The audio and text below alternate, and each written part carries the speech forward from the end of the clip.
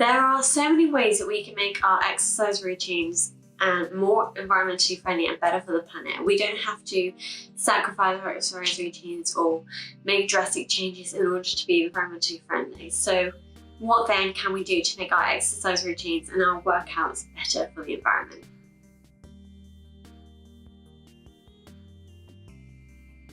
Well, firstly, let's talk about clothing.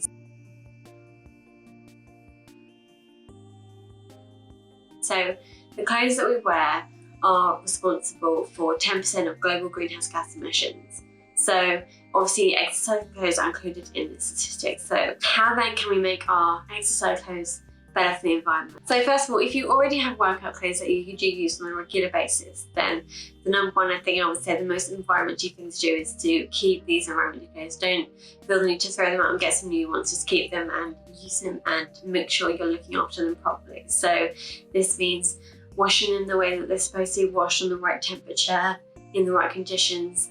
Exercise clothes do sometimes have to be washed under specific conditions at certain temperatures for certain times or certain different conditions. So make sure that you're reading the label and really paying extra attention to how the clothes are supposed to be washed to ensure that they have a longer life. When we wash our clothes in a way they're not supposed to be washed, or too high temperatures or in the wrong conditions, it means that they're more likely to break, they're more likely to wear, and their wear and tear is going to be more likely on them. So it means that if we're not washing them in the right ways, we're not going to be able to use them for as long or as often, and they tend to break more easily. So if we pay attention to the washing requirements for all of our clothes, exercise clothes and normal clothes, this means that our clothes will last longer and we won't need to replace them as often. But alternatively, if you don't have any workout clothes and you're looking to workout clothes, you don't have any already, then the first thing to make sure is that you buy clothes that you will use on a regular basis and you will use them as often as they need to be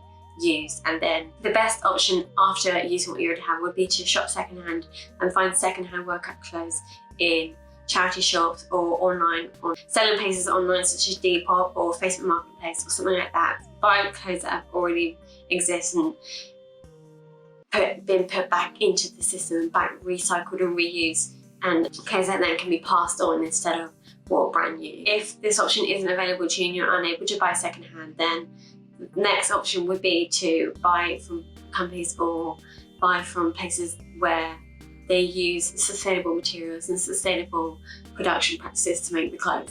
Clothes that have been made from natural materials, organic cottons, or recycled materials would be better than just buying something that's brand new, a fresh, brand new, virgin material. So as much as possible, if you're buying brand new, try to avoid clothes that have been made from synthetic material. If you're buying brand new, you want to be making sure that clothes have been printed with non-toxic dyes and sustainable practices, and ensuring that the workers are working in environments that are hygiene and safe for them to be working in. Because as we know, fast fashion is one of the most polluting industries, and it's also one of the most toxic and harmful for the workers as well as the environment. Obviously you want to change your relationship with consumerism, but if you are having to buy clothes brand new, make sure they've been sustainably and ethically sourced.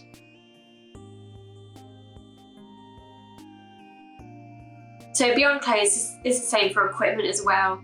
If you're buying mats or weights or bands, try and find these equipment that is secondhand, that has been used for, in charity shops online before you buy them brand new. And if you are buying them brand new, make sure they're also been made from sustainable materials or repurposed materials or recycled materials first and foremost. So for example, if you're thinking of buying, say, a yoga mat, look for a mat that hasn't been made from PFC or EVA or hasn't been made from other synthetic materials. Make sure they're being made from natural materials, but also look for mats that have been, if you are buying brand new and you're buying sustainable, make sure that the mats have been made from non-Amazon tree rubber, so sustainably sourced, non-Amazon tree rubber or eco-friendly rubber instead, as obviously then that's contributing to deforestation of the Amazon rainforest. So, if you're doing weights or at-home workouts with mats, try and find secondhand or sustainably sourced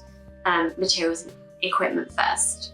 And then also with regards to the processes and these production methods, you also want to look for sustainable and ethical production methods with these materials as well.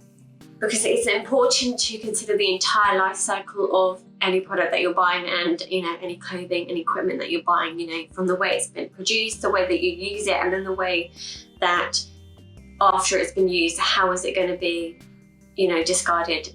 If it is going to be discarded, is that going to be passed on to another person to have another life and sold secondhand again, to ensure that it goes back into the system to create that circular economy. So this is why it's so crucial for us to make sure that we're looking after our materials properly and making sure they're being cared for the way they should be cared for, so they can have a longer life and be used for longer and more often in the future.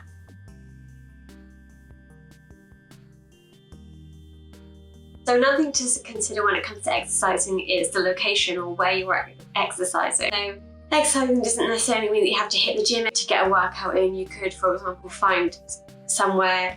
You might not have to go to a gym where there's lots of equipment, there's lots of electricity being used there. You could get a workout in by joining Park Run and going for a run every Saturday, or just going for a run in your local park, or doing like a park boot camp, or doing a workout from home. Think about how you're going to travel to get there, or the resources that you're going to use when you're there, or how you're there. Try and find you mix it up with, if you are a gym goer, maybe you can mix it up sometimes and work out, in the park or at home, instead of having to travel and then use a lot of equipment when you're there. That's another thing to consider. But if the gym is your thing and you do just want to go to the gym, then consider walking there if that's available to you instead of driving there. Finding a gym that's in a walkable distance as opposed to a gym that you have to drive to. So I hope this helps you consider and find ways to make your workouts and your exercise routines better for the environment. Please do check out this channel for more tips and subscribe for more videos like this in the future. Thank you.